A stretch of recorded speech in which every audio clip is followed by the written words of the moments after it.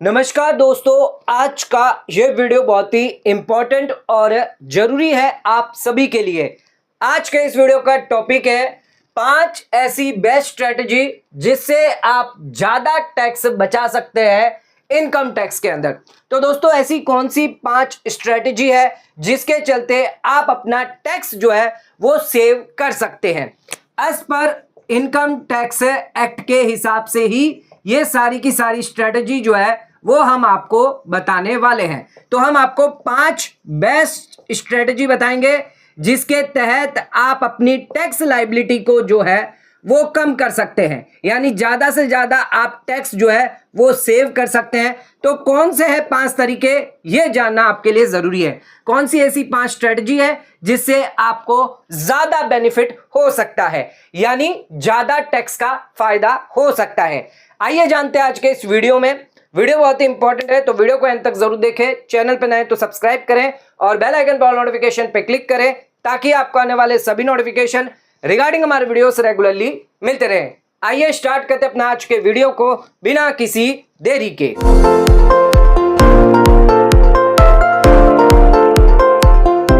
दोस्तों, आइए स्टार्ट करते अपना आज के वीडियो को और बात करते हैं 5 ऐसे तरीके जिससे आप आसानी से ज्यादा टैक्स बचा सकते हैं। सबसे पहले बात करते हैं home loan strategy. Home loan strategy एक ऐसी स्ट्रेटजी है जहां पर अगर आप खुद का घर लेना चाहते हैं और आपके पास पैसे नहीं होते कई बार, तो आप होम लोन लेकर भी अपना घर ले सकते हैं। होम लोन लेने का एक और फायदा यह होता है, अगर कोई प्रॉपर्टी पर डिस्प्यूट होता है तो उसी समय जो बैंक है वो यहां पर जो भी टाइटल होता है उस प्रॉपर्टी पर वो यहां पर चेक कर लेती है। अगर कोई गड़बड़ी होती है तो उसके बारे में भी आपको पता लग जाता है। लेकिन अगर आप होम लोन लेते हैं तो उस केस में आपको इनकम टैक्स में बेनिफिट फायदा मिलता है। कैसे आप टैक्स सेव कर सकते हैं, आइए जानते हैं। दोस्तों, या तो हम खुद के रहने के लिए होम लोन लेते हैं, यानी हमारी हो सकती है सेल्फ ऑक्यूपाइड प्रॉपर्टी जहां पर हम खुद रह रहे हैं, या फिर कई बार हम लेट आउट यानी भाड़े पे चढ़ाने के लिए अगर घर ले रहे हैं तो भी उस केस में, इन दोनों ही केस में आप होम लोन जो है वो ले सकते हैं। अब होम लोन अगर आपने लिया है तो उस केस में आपको यहां पर रीपेमेंट करना पड़ता है। हर महीने जो है आपको प्रिंसिपल रीपेमेंट होता है आपका, और साथ ही साथ आपको जो है वो ब्याज भी पेमेंट करना होता है जब तक आपका लोन चलता है। 20 साल तक कई लोन चलते हैं, तो हर साल आपको जो है प्रिंसिपल और इंटरेस्ट ब्याज देना होता है। अब इसकी इनकम टैक्स की खूबसूरती यह है कि यहां पर आपको प्रिंसिपल पर भी डिडक्शन मिल जाता है और इंटरेस्ट जो आपने पे किया है होम लोन पे, इसका भी डिडक्शन आपको मिल जाता है। सबसे पहले बात करते हैं सेल्फ ऑक्यूपाइड प्रॉपर्टी। अगर आपकी प्रॉपर्टी है जिसमें आप रहते हैं तो ध्यान रखिएगा, प्रिंसिपल रिपेमेंट की बात करें, अगर आप प्रिंसिपल रिपेमेंट कर रहे हैं, एटीसी का बेनिफिट आपको मिल जाता है 1.5 लाख रुपए तक का। ध्यान रखिएगा, हर साल आपको 1.5 लाख रुपए का फायदा मिलेगा। जितना भी आप प्रिंसिपल रिपेमेंट करेंगे, 1.5 लाख से ज्यादा करेंगे तो मैक्सिमम आपको 1.5 लाख का बेनिफिट मिलेगा। यह सिर्फ आपको ओल्ड टैक्स रिजिम में मिलेगा। ध्यान रखिएगा, न्यू टैक्स रिजिम में यह डिडक्शन आपको अलाउ नहीं किया जाएगा। तो एवरी फाइनेंशियल ईयर आपको यह बेनिफिट मिल जाता है। इसके साथ साथ बात करते हैं इंटरेस्ट। आपने होम लोन के लिए अगर इंटरेस्ट दिया है तो इस केस में ओल्ड टैक्स रिजिम में आपको 2 लाख रुपए तक का फायदा मिलता है। यह होता है आपका सेक्शन 24B में। न्यू टैक्स रिजिम में यहां पर कोई भी बेनिफिट आपको नहीं मिलता है, यानी मैक्सिमम कितना डिडक्शन आपको मिल गया, 3.5 लाख रुपए तक का आपकी इनकम में से यहां पर कम कर दिया जाएगा। अगर मैं मानूं 30% की स्लैब में आते हैं तो नॉर्मली 1,05,000 रुपए तक का आप टैक्स सेव कर लेते हैं। सेल्फ ऑक्यूपाइड सिर्फ ओल्ड टैक्स रिजिम वालों के लिए फायदेमंद होती है, आपके न्यू टैक्स रिजिम वालों के लिए नहीं होती है। अगर आप होम लोन लेते हैं तो उस केस में ध्यान रखिएगा कौन सी टैक्स रिजिम आप ऑप्ट कर रहे हैं। नेक्स्ट आ जाते हैं, बात करते हैं लेट आउट। अगर आप लेट आउट करते हैं तो उस केस में क्या सिनारियो होगा। प्रिंसिपल देखेंगे तो लेट आउट के केस में यह है आपकी ओल्ड टैक्स रिजिम और यह है आपकी न्यू टैक्स रिजिम। प्रिंसिपल की अगर बात करें तो यहां पर आपको ओल्ड टैक्स रिजिम में जो है वो यहां पर हमने ऑलरेडी बताया है 1.5 लाख रुपए तक का आपको बेनिफिट मिल जाएगा। जैसे सेल्फ ऑक्यूपाइड में मिलेगा वैसे यहां पर एटीसी में आपको मिल जाएगा। न्यू टैक्स रिजिम में आपको नहीं दिया जाएगा अगर आपका लेट आउट है, सेल्फ ऑक्यूपाइड नहीं है। अब बात करते हैं यहां पर ब्याज की। इंटरेस्ट अगर आपने पेड किया है तो उस केस में ध्यान रखिएगा कोई लिमिट नहीं है। ओल्ड टैक्स रिजिम में, और न्यू टैक्स रिजिम में भी यहां पर फायदा आपको मिल जाता है नो लिमिट। लेकिन ध्यान रखिएगा एक चीज है कि यहां पर अगर आपको लॉस होता है हाउस प्रॉपर्टी से, तो उस केस में वो लॉस जो है वो सेट ऑफ होगा सिर्फ 2 लाख रुपए तक का अदर इनकम के सामने, जैसे सैलरी इनकम है या अदर सोर्स की इनकम है, बिजनेस इनकम है, इनके सामने एडजस्ट होगा, लेकिन सिर्फ 2 लाख रुपए तक ही होगा। 2 लाख से ज्यादा हुआ तो उसको आप कैरी फॉरवर्ड कर सकते हैं नेक्स्ट ईयर के लिए, नेक्स्ट ईयर फिर वो एडजस्टमेंट हो जाएगा।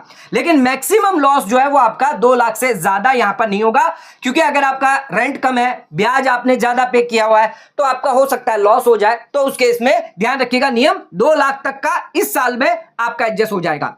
न्यू टैक्स रिजिम की बात करें तो यहां पर आपका ना कोई सेट ऑफ होगा, ना ही कोई आपका यहां पर कैरी फॉरवर्ड होगा। अगर आपका लॉस होता है किसी भी अदर हेड में, अगर हाउस प्रॉपर्टी की इनकम है दूसरी आपकी, तो उस केस में यानी 2 हाउस प्रॉपर्टी है तो दूसरी हाउस प्रॉपर्टी में इनकम आ रही है, एक में लॉस आ रहा है, तो एडजस्ट हो जाएगा। लेकिन अदर हेड में ये एडजस्ट नहीं किया जाएगा, यहां पर 2 लाख की लिमिट आपके लिए अलाउ नहीं की जाएगी, ये ध्यान रखिएगा।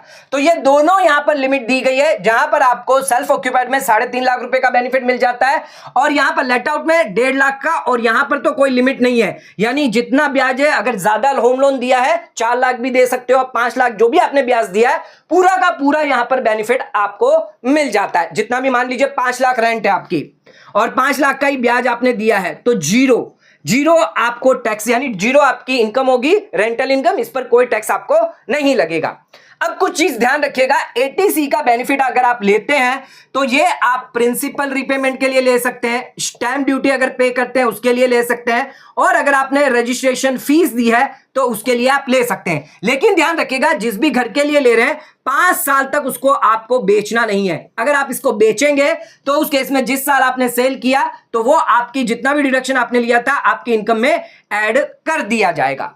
इसके अलावा अगर आप जॉइंट प्रॉपर्टी लेते हैं, जॉइंट प्रॉपर्टी यानी को ओनर के साथ, मान लीजिए आप सेल्फ है और आपकी स्पाउस है, दोनों ने जॉइंट प्रॉपर्टी ली है और साथ में जॉइंट होम लोन लिया है, तो उस केस में जो लिमिट मैंने आपको बताई है ये डबल हो जाएगी। एटीसी का जो 1.5 लाख का बेनिफिट था वो आपको 3 लाख का मिलेगा, 2 लाख का सेल्फ ऑक्यूपाइड में था, ये आपको 4 लाख का मिलेगा, यानी 1.5 लाख का आपको, 1.5 लाख का आपकी वाइफ को, 2 लाख का आपको, 2 लाख आपकी वाइफ को, यहां पर भी लिमिट डबल हो जाएगी। तो डबल फायदा यहां पर आपको मिलता है। अगर आप जॉइंट प्रॉपर्टी लेते हैं, को ओनर प्रॉपर्टी लेते हैं, जॉइंट होल्डर है, तो उस केस में आप यहां पर होम लोन भी अगर जॉइंटली लेते हैं तो उस केस में डबल बेनिफिट आपको हो सकता है। अगर आपका होम लोन का ब्याज ज्यादा आ रहा है या प्रिंसिपल रिपेमेंट ज्यादा है, तो उस केस में आप जॉइंटली यहां पर प्रॉपर्टी खरीदें, जॉइंट में होम लोन ले, तो वहां पर आपको ज्यादा बेनिफिट, ज्यादा फायदा मिल सकता है। सेकंड स्ट्रेटजी जो है हेल्थ इंश्योरेंस स्ट्रेटजी। दोस्तों 2019 के बाद, कोविड आने के बाद कई लोगों ने अपने हेल्थ इंश्योरेंस करवाए हैं। तो ज्यादातर जो लोग हैं वो हेल्थ इंश्योरेंस करवाते हैं। आजकल आप देखते हैं कि कई लोग जो है वो बीमारियों से, चाहे हार्ट अटैक हो गया हो, कैंसर हो गया हो, तो कई वजह से जो है उनकी डेथ हो रही है। तो एक हेल्थ इंश्योरेंस जो है वो बहुत ही इंपॉर्टेंट हो गया है आज की लाइफ में। तो अगर आप हेल्थ इंश्योरेंस लेते हैं तो उस केस में यह भी ध्यान रखिएगा आपको इनकम टैक्स में बेनिफिट, फायदा मिलता है। सिर्फ आपके लिए नहीं, आप अपने अगर पेरेंट्स के लिए भी ले रहे हैं जो सीनियर सिटीजन है तो भी आपको बेनिफिट मिलता है। अब कितना डिडक्शन, कितना फायदा मिलता है, आइए जानते हैं। तो अगर आप खुद के लिए ले रहे हैं, सेल्फ, स्पाउस, साथ में मान लीजिए आपके चिल्ड्रन हो गए, तो उस केस में आपको यहां पर 25,000 रुपए तक का डिडक्शन अलाउ होता है, मेडिकल हेल्थ इंश्योरेंस जो भी प्रीमियम आप पे कर रहे हैं।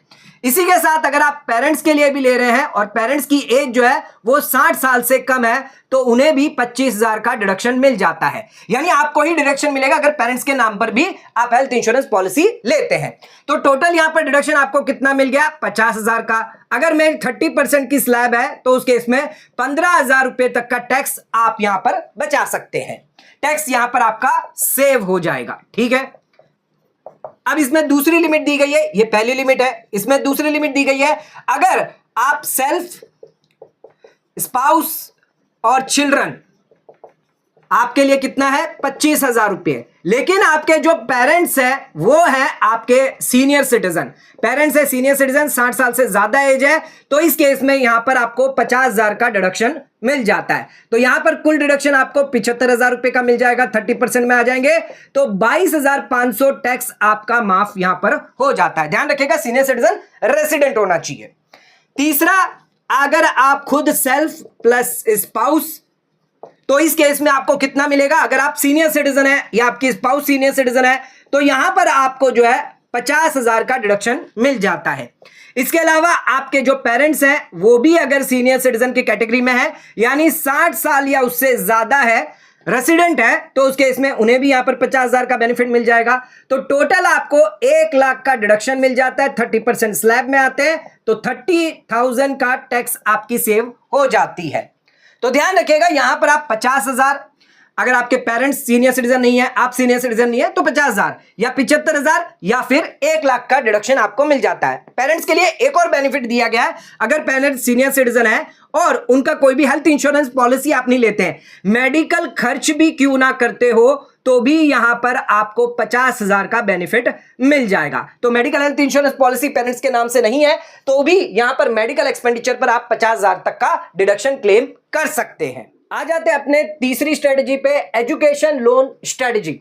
अगर आप एजुकेशन लोन लेते हैं, चाहे आप खुद पर ले रहे हैं, अपने बच्चों के लिए ले रहे हैं, आप चाहते हैं आपका बच्चा डॉक्टर बनना चाहता है, इंजीनियर बनना चाहता है, एमबीए बनना चाहता है, तो उस केस में आज के समय में एजुकेशन के लिए बहुत ज्यादा पैसे लगते हैं, जिसके लिए अगर आप लोन लेते हैं तो इस लोन का जो भी ब्याज आप चुकाएंगे उसका फायदा आपको इनकम टैक्स में दिया जाएगा।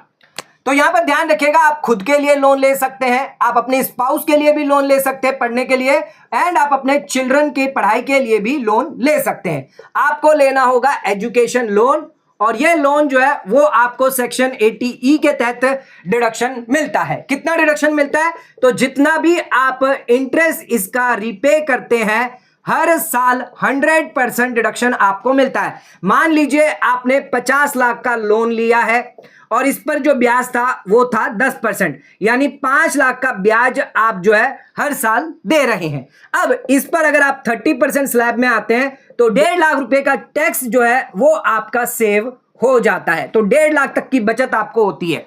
ये कितने सालों तक आपको मिलेगा, तो मैक्सिमम आपको 8 साल तक जो है ये फायदा मिलेगा। हर साल आपको 100% जितना भी आपने इंटरेस्ट पे किया है एजुकेशन लोन का रिपेमेंट करने के लिए, उसका फायदा आपको यहां पर दिया जाएगा।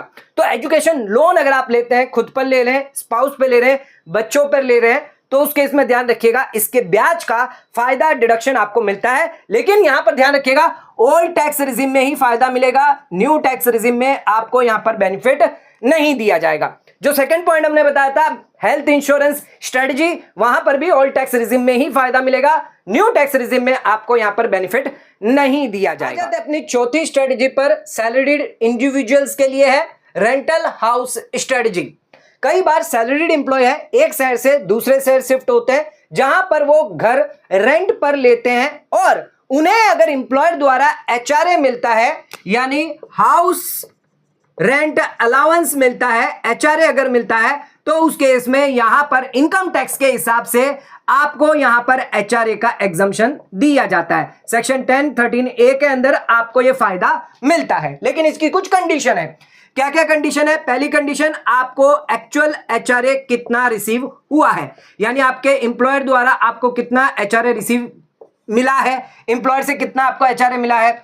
दूसरा, आपने रेंट कितना पे किया है, लेस आपको 10% ऑफ सैलरी करनी होगी।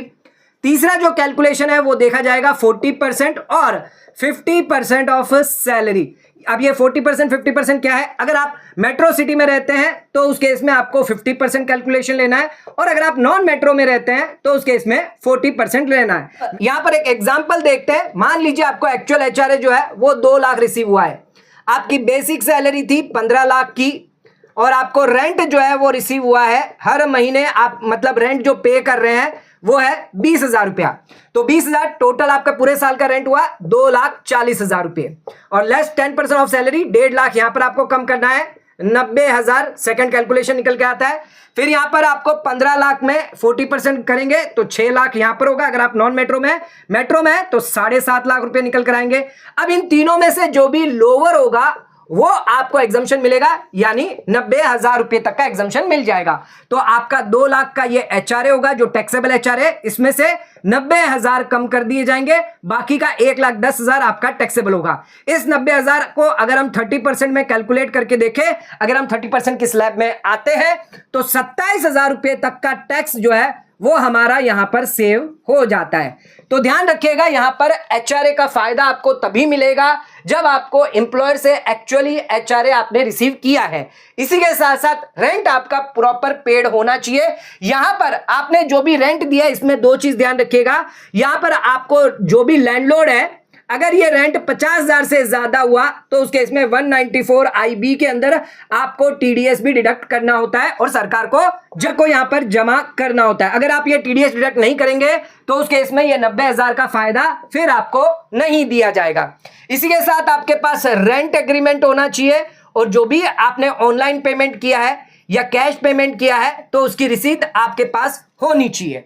तो ध्यान रखिएगा, अगर आप एक सैलरीड पर्सन है, एचआरए का फायदा बेनिफिट आपको डिडक्शन मिल जाता है जिससे आप अपना टैक्स सेव कर सकते हैं। 5वीं और आखिरी स्ट्रेटजी जो है कैपिटल गेन स्ट्रेटजी।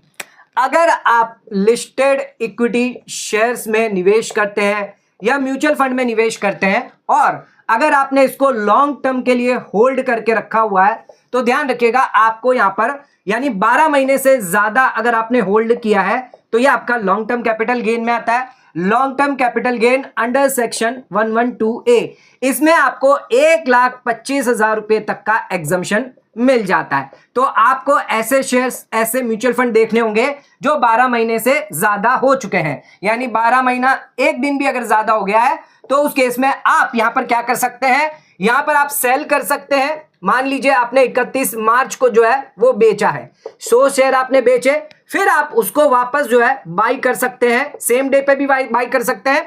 तो यहां पर आपने वापस इसको 100 में बाई कर दिया, लेकिन यहां पर आपके पास 2 डीमेट अकाउंट होने चाहिए। कई बार यहां पर आपको ट्रांजैक्शन के लिए रोक देता है, तो उस केस में दूसरे डीमेट अकाउंट से अगर आप करेंगे तो यहां पर सेम प्राइस पर आप बाई कर पाएंगे।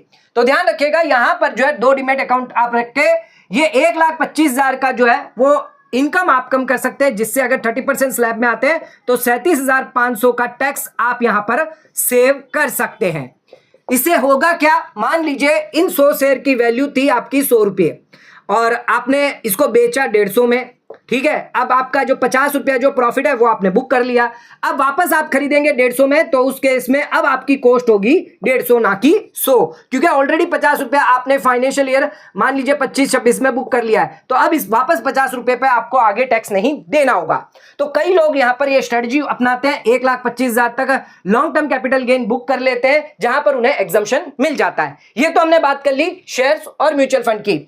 अगर आपकी प्रॉपर्टी आपने बेची है, जैसे प्लॉट बेचा है, लैंड बेचा है, बिल्डिंग बेची है, फ्लैट बेचा है, रेसिडेंशियल हाउस प्रॉपर्टी बेची है, शेयर्स भी अगर आपने बेचे हैं मान लीजिए, तो उस केस में आपको यहां पर 100% का एग्जम्पशन मिलता है अगर आपका लॉन्ग टर्म कैपिटल गेन निकल कर आता है। 54 EC और 54F के अंदर आपको यहां पर बेनिफिट मिल जाता है। 54 EC में आपको लॉन्ग टर्म कैपिटल गेन निवेश करना होता है, 54F में जितना भी सेल कंसिडरेशन आता है वो आपको निवेश करना होता है। अगर आप इसमें इन्वेस्टमेंट करते हैं तो आपको कैपिटल गेन का एग्जम्पशन मिल जाता है, यानी जो भी आपकी लॉन्ग टर्म कैपिटल गेन है उतना आपको बेनिफिट मिल जाता है। तो यहां पर अगर आप प्रॉपर्टी बेच रहे हैं या शेयर्स म्यूचुअल फंड बेच रहे हैं तो ये स्ट्रेटजी अपना सकते हैं जिससे आप अपना टैक्स जो है वो कम कर सकते हैं। तो दोस्तों आज का वीडियो आपको कैसा लगा नीचे कमेंट करके हमें जरूर बताइए। वीडियो पसंद आए तो वीडियो को लाइक शेयर सब्सक्राइब करना ना भूलें। वीडियो को ज्यादा से ज्यादा शेयर करें ताकि और लोगों तक इसकी नॉलेज पहुंच सके। अगर आपको भी लगता है इन स्ट्रेटजीज के अलावा अगर कोई और स्ट्रेटजी है तो वो आप कमेंट करके हमें बता सकते हैं। आज का वीडियो समाप्त करते हैं, धन्यवाद।